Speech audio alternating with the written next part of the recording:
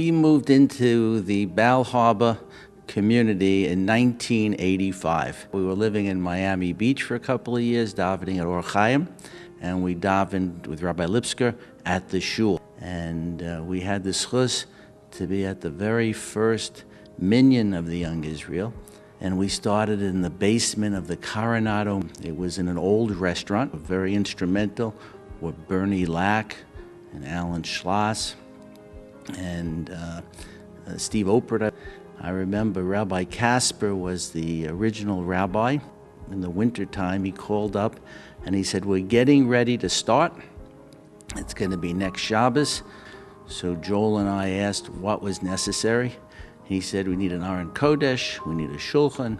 And he came over with his van, his floral van, and he picked up the Aron Kodesh and the shulchan, a talis rack.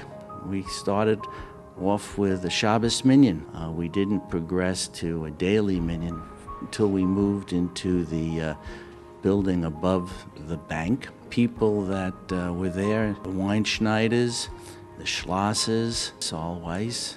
Joel and Deborah's children and our children in this little space. They were at the very first minyan, and this gave our son an opportunity to finish up the service. Matthew and Ben and Stephanie and Elizabeth also came to shul. And Rabbi Casper's children were there, and the Weinschneider children. Alex Hart, Oliver Shalom, started with the Young Israel, and Larry Margolin. During the course of the litigation, they also filed a lawsuit against Midrash Sephardi, which was the shul, the minyan above the bank.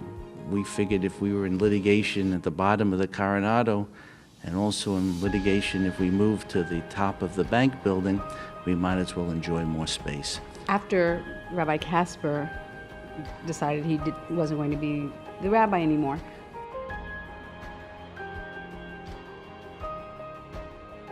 Ira went on a hunt for a new rabbi. We had something called a proba just about every week. We had the great schus that Rabbi and Rebbetzin Gruenstein decided that they would like to consider our Young Israel. He was recommended by people that didn't have much of a background through Project Heritage, as well as people from Torres Emes and Torres Chaim, and he's really helped develop and grow our community and our Young Israel.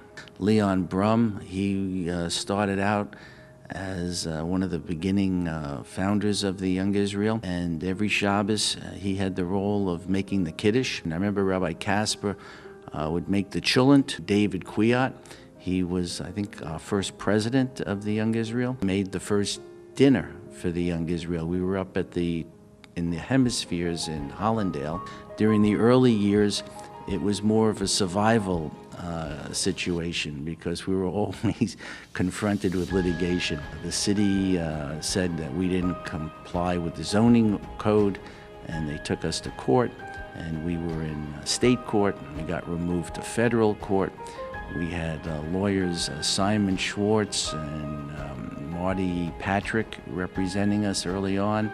Nat Lewin and his daughter Lisa worked with us. This case, we initially lost in the federal district court, and we asked the judge if he would stay the enforcement of his decision until we could appeal it, and he declined to do that, file an appeal of that decision to the 11th Circuit Court of Appeals in Atlanta. They were kind enough to give us a stay pending the appeal. It was a 3-0 decision just before the Yom Norah, so it made certain that we didn't have to vacate. Had our day in court. We had the appeal. The 11th Circuit Court had 3 judges, and we prevailed in a 3-0 decision. Many members of the community came to the courtroom.